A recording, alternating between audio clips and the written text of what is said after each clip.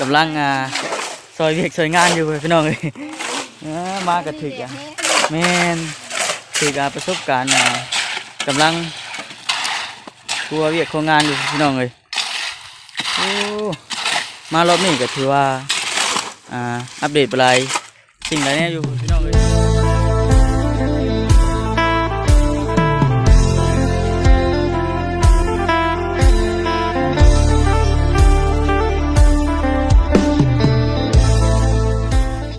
โดยพี่น้อง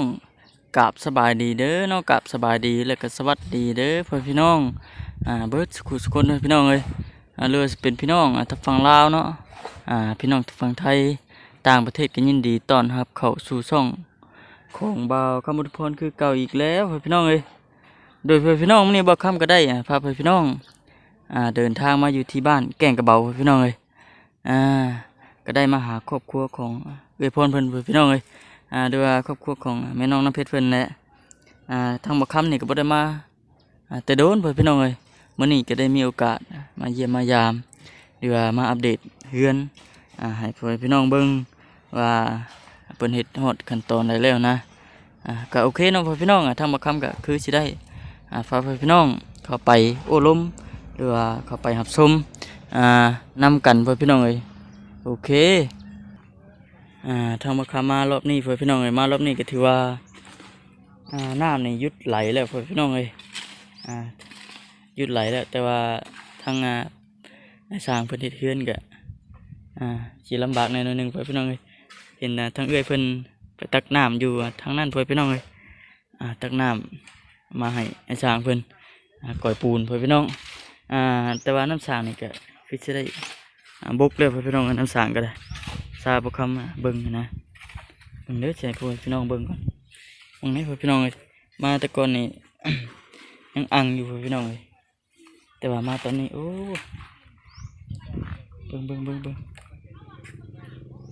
พี่น้องเลยนี่น้ำนะ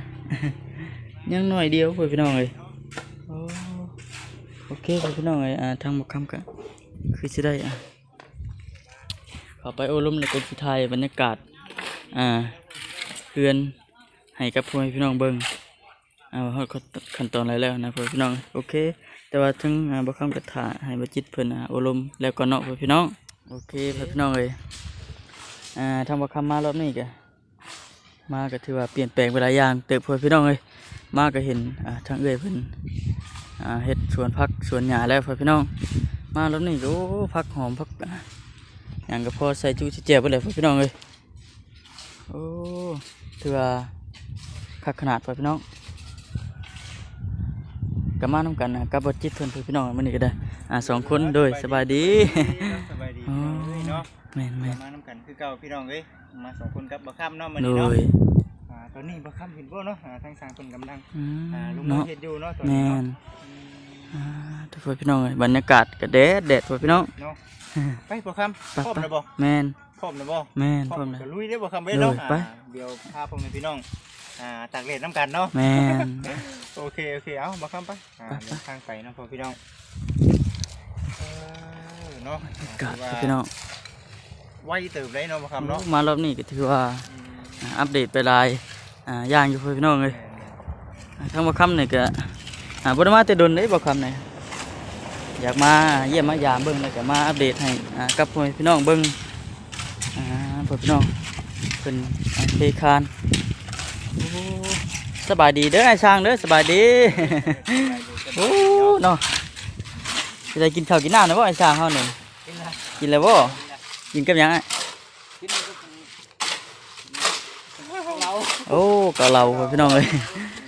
ทั้งเพิ่นก็กำลังเทคานพี่น้องยังโบราณไปได้เนาะบ่จิเนาะยัง2-3ไปสิแล้วได้อันนี้ประเทศนี้ก็คือซีเมนต์มืออื่นขวเนาะแม่นบ่สบายดีเด้อสบายดีกำลังซอยเวียกซอยงานอยู่พี่น้องเลยมากระถึกแม่น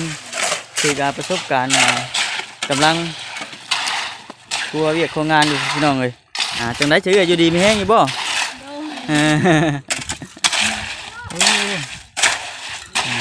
ำลังก่อยปูนเพื่อนพี่น้องเลยแม่นจังได้เสร็จตักน้ำมาน้ำมันเบิดเดี๋ยวสิเอาใช่ไหมน้ำเวลาเขาเอามาก่อยปูนถ้าว่ามันเบิดน่ะนะคือสิเมื่อยเติบ เด็ดเนาะพ่อพี่น้องเลยแม่น ถ้าว่ามันแห้งก็คือคอ นี่ น้ำ ใด เพิ่นๆแหละ อ๋อ เพราะคอน้ำเพิ่นๆแล้วก็เสียเพิ่น เนาะ ๆถ้าว่าหลุดทะเลบ่ตายก็เฮาแก่มาแต่เฮือน เนาะ แล้ว อันนี้ซาเล้งเพื่อนพี่น้องก็มีปัญหาแน่นอนนึง ทะเลก็มีปัญหาไปใช้กะงะ แม่น ว่าแต่มาเฮ็ดอันจะโดนในบ่ใช่นี่ที่คานนี่เออ อันนี้มันทำมือคล้ายๆ อันนี้ไร แล้ว ทำกับคำหากะมาเมื่อนี้เพื่อนพี่น้องเลยมาก็เห็นเพิ่นเฮ็ดงูอยู่โอ้ว่ะ แต่ว่าใช้เวลาในการมาได้มื้อนึงเนาะ มันก็บ่ได้ง่ายปานใดเด้เนาะ แต่เฉพาะเทคานนะ3มื้อนี้ 3 มื้อเลยเออ แม่นทักไปยังพี่น้องเนาะต้องเป็นห่วงเนาะบัดนี้เรื่องนี้พี่น้อง แม่ เอ้ย แน่นคักคนเลยเพื่อนพี่น้องเลย ทักเนาะพี่น้องเอ้ย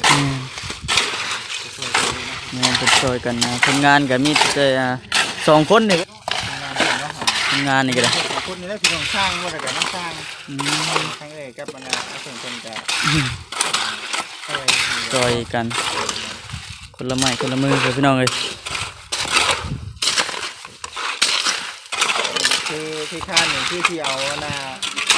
ก้อนหินในครัวเนาะละลายพอสมควรเนาะก้อนหินกันเนาะ ที่ชอบ โอ้มีปู น้ำมันรถ แต่ว่าลูกหินมันต้องโอ้เนาะดูเลยพี่น้องเอ้ย แต่ว่าพอครบก็ทุกอย่างนะพวกเครื่องปูนเหล็กลาบ่จิต ถามว่าพ่อว่าเป็นพ่อเลยเนาะแต่ว่าเรื่องการที่ข้านนี่พ่ออยู่ปะครับ เรื่องการเทคานนี่แหละ พ่อที่ข้านนี่เนาะแต่ว่ารอบ2พ่อสี่ยังมาการเพียงพ่อได้เบิ่งก่อนเนาะแต่ว่าเรื่องค่าจ้างเนี่ยทางบริษัทเองก็คือว่าเลยพี่น้อง นี่ได้ คือสิยังบ่ทันได้จ่ายเพิ่นได้มื้อนี้เนาะเห็นว่าเรียกมื้อนี้ก็ได้พี่น้องเอ้ยเพิ่นอยู่เพื่อนพี่น้องบ่ได้ซื้ ไม่มีเพื่อนบ่แต่ว่าสิมาอันน่ะนี่ได้ คิดว่าทางบริษัทเองคิดว่ามันยังบ่ทันได้แล้วพี่น้องเอ้ยมานี่ก็ได้เนาะจ่ายน้ำหลังก็ได้เนาะเนาะแต่ว่าพี่น้องบ่จ่ายเพิ่นมาทางงานนี่บ่ได้เลยพี่น้องเอ้ย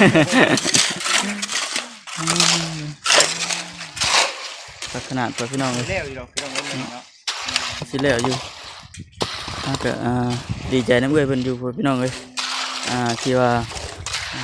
เป็นหูเป็นห่างขึ้นเลยพวกพี่น้องเลยโอ้เจินเทินอยู่บ้าน ยังหลายอยู่ดอกเนาะ เนาะ ว่าก็เริ่มเนาะเริ่มถึงเนาะ แม่ ขนาดเริ่มได้พี่น้องเอ้ยขนาดเริ่ม อยากเริ่ม คันว่าคิดดีพี่น้องที่สิเบิดหลายเติบอยู่เนาะ มันก็บ่ได้ง่ายคือว่าอะไรพวกพี่น้องเลยต้องใส่เวลาเนาะ ค่อยเป็นค่อยไป แม่ พี่น้อง ก็ เอ้ย เป็นค่อยไป แต่ว่าดินเนาะหรือว่าเสาตั้งขึ้นแล้วนี่ก็ถือว่าโอเคแล้วเนาะ แม่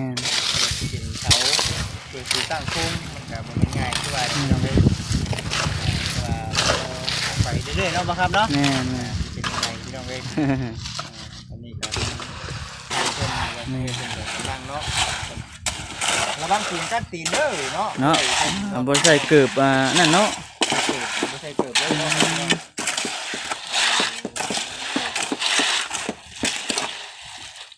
ขนาดตัวพี่น้องเลยแดดเพิ่มโอ้ว่าแต่ทั้งเอ้ยกินข้าวแล้วบ่สิเอ้ย ด้วยคื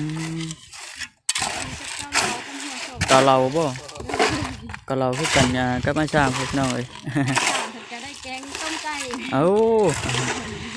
พอมีเหือมีแห้งเฮ็ดเวียกเฮ็ดงานเนาะ เอาซะเฮ็ดเวียกต่อซะเดี๋ยวบ่ค่ำสิหาเลาะเบิ่งให้พ่อพี่น้องเบิ่งก่อนให้ทรายขึ้นไปพ่อพี่น้องเลยนี่เพิ่นใกล้สิเบิดเด้อพ่อพี่น้องเลย ยังบ่หลายปานใดใกล้เส้นทางนี่ก็ถือว่าดีหลายเพื่อนพี่น้องไอ้เพื่อนใกล้เส้นทางนี่ก็ได้ที่จะเฮ็ดว่าเรื่องอนาคตก็ดีเพื่อนพี่น้องเลยต่อเติมนี่ได้ก็พักไปเบิด น้ำแข็งเปื่อยเพิ่นได้สร้างเด้อ ก็มีพอมาจะเฮ็ดกินพี่น้อง อันนั้นเพื่อนพี่น้องของเย็นเอามาให้สร้างเพิ่นบ่จิตเอามาให้ คือสิป้าไปเลย อันนี้เด้อนี่เด้อ อันนี้คือสิป้าไปเลยเนาะตัวนี้เนาะ ปะไว้เลยบ่อนแล้วเพิ่นสิเฮ็ดเทคานต่อบ่ บางครั้งบางคราวเพิ่นสิก่อขึ้นบ่ ก่อขึ้นเลยบ่ สิเทคานนั่นแหละเนาะเดี๋ยวมันหากเป็นไปเองโดน แม่ เนาะเฮาบ่แม่น น่า ทาง เป็นไปเองบ่ แม่น เออ ๆเฮาบ่แม่นทางพี่น้องเอ้ยคือประมาณนี้แหละ บล็อกก็ยังเท่านี้ครับพี่น้อง 1 2 3เนาะตัวไว้อยู่เด้อเพิ่นไว้พอสมควรอยู่เนาะเฮ็ดหนึงพี่น้องเอ้ยหลังจากที่ว่าเดี๋ยวบ่คิดจะสิไปทางทางเพิ่นเนาะ แม่ อยู่ในราคาประมาณเท่าไหร่เนาะครับเนาะ ราคาเรื่องเทคานนี่บ่ ราคาเรื่องนี่แหละ เท เพ คา ราะว่าน เท มัน คา นั่ น งทำมาที่อื่นกันเลยแบบคร่าวๆเนาะ เออ ก็เป็นพี่น้องอีเบิ่งแต่ว่าเป็นพี่น้องอีเพิ่นก็ได้แบบคร่าวๆคือกันเนาะพี่ แม่ น้องเนาะบัดนี้ทางที่อื่นก็สิมาถามเรื่องทางเพิ่นก็แจ้งได้แหละ แม่ แต่ว่าเราให้ทางพ่อแม่พี่น้องติดตามรับชมอยู่ทางหน้าช่องของบ่จิตเพิ่นแหละเนาะ เออ เนาะ เด้อเด้อ ทางบ่จิตเองก็คือใช้คลิปของอยู่ในช่องของบ่จิต แม่ เพื่อให้ทาง FC ฮู้เนาะว่าประมาณเท่าไหร่พี่น้องเอ้ยบ่ได้กันนะที่เจเนาะ แม่ คือว่าเปลี่ยนการต่อไปเขาคิดหยังต่อไปเนาะพี่น้อง ว่าแต่ทั้งบ่แซนเพิ่นก็กำลังสิเดินทางมาอยู่บ่อืม เดินทางเนาะ แม่นเด้อพี่น้องเอ้ย ที่บ่เป็นหยังนะว่าเนาะผม บ่เป็นหยัง เนาะ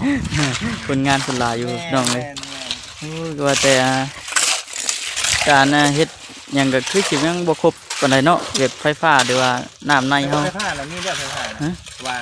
ต่อมาแต่ทางคุณ เพิ่นต่อมาได้บ่ ต่อมันเพิ่นแน่ แม่น เนาะ แต่ว่าน้ำเนาะ พูดแล้วไปหา ก็ไปหาบเอาเพิ่นพี่น้องเอ้ยเห็นทั้งเอื้อยเพิ่นไปหิวเอาอยู่ปูนบืนอันท่าบืนนู้นนี่มาเพิ่นพี่น้องเอ้ยว่าสิเอาน้ำสางนี่มันก็บกเด้อนะ บุกแล้วเนาะพูดดีเลยพี่น้องเฮ็ดของน้ำมันจะเนาะ อ๋อนี่เช็ดห้องน้ำเลยบ่นี่ ขุดไปแน่เนาะขุดไปขุดน้ำมัน เจิมเข้ามาอีกเนาะ แม่เพราะว่ามันบ่ได้ดอกเนาะพี่น้อง แม่น มันน้ำบกมันแห้งเบิดแล้วนะ แม่นก็คือสิเป็นมีหยังหลายเพิ่นพี่น้องเอ้ยทางบ่ค้ำก็สิให้เอื้อยเพิ่นน่ะเฮ็ดเวียกเฮ็ดงานซอยไอ้ช่างเพิ่นเนาะโอเคเพิ่นพี่น้องเอ้ยโอ้ใกล้สิแห้งใกล้สินั่นแล้วเพิ่นพี่น้องเอ้ยอันนี้คือสิเรียบร้อยแล้วนี่เนาะดูโอ้ตรวจทุ่งมื้อนี่แม่นกล้าว่าทั่วเลยว่า เดี๋ยว แค่ได้มั้ย มื้อนี่ได้ ปั๊มแห้งก่อนเล่าพุ่นแหละ แห้งไว้อยู่ดอกเนาะแดดเนาะ แดดไว้อันนั้นแห้งอยู่ดอกพ่อพี่น้องเอ้ยเหือดไหลไข่ย่อยบ่คำมา โอ้เรื่องบรรยากาศพ่อพี่น้องแม่นทั้งอายเพิ่นก็ให้กลัวอาบน้ำพ่อพี่น้องเอ้ย เหือไหลไข่ย่อย คนน้ำในเติบนี่เนาะ แม่น กระโดดเติบแต่มีบ่อยู่เนาะ โอ้สร้างกะสิบ่อ่านลงรายหรอกพ่อพี่น้องเอ้ยอยากมาอัปเดตให้พ่อพี่น้องเบิ่งโอ้พ่อพี่น้องยังอีกครั้งนี้พ่อพี่น้องบัดก็คือสิประมาณนี้จ้ะทางบ่คำก็คือสิได้ขอจบคลิปเพียงเท่านี้พ่อพี่น้องเอ้ยจังใดก็เฮ็ดเวียกเฮ็ดงานต่อเนาะอ้ายเนาะไปเด้อเอ้ยเด้อสบายดีเด้ออยู่ดีมีแฮงเอา ปล่อยให้ทางเอ้ยเพิ่นเฮ็ดเวียกต่อพ่อพี่น้องเอ้ยบรรยากาศช่วงบ่ายๆพ่อพี่น้องก็แดดจ้ากำลังจ้าพ่อพี่น้องเอ้ยก็โอเคพ่อพี่น้องเอ้ยทางบ่ค่ำก็คือสิได้ขอตัวจบคลิปเพียงเท่านี้พ่อพี่น้องก็มีแต่ว่าสิให้ทางเอ้ยเพิ่นเฮ็ดเวียกต่อพ่อพี่น้องเอ้ยเฮ็ดเวียกซอยสร้างเพิ่นพ่อพี่น้องเพราะว่ามันก็บ่หลายคนบ่หลายนะพ่อพี่น้องก็เลยอยากจับซอยกันให้มันแล้วไวๆ โดยพ่อพี่น้องจังใดก็ต้องกราบขอบคุญกับคุณพ่อพี่น้องเบิดทุกคนเนาะที่เข้ามากดติดตามรับชมคลิปของบ่คำแล้วก็บ่คำโฆษณาของบ่คำเนาะท่านี้เนาะบ่คำก็ขอให้พ่อพี่น้องอยู่ดีมีแฮงเบิดทุกคนปรารถนาสิ่งใดก็ขอให้ได้ตั้งใจปรารถนาเด้อพ่อพี่น้องเอ้ยท่านี้เนาะบ่คำก็ขอกล่าวคำว่าสบายดีพ่อพี่น้องบ๊ายบาย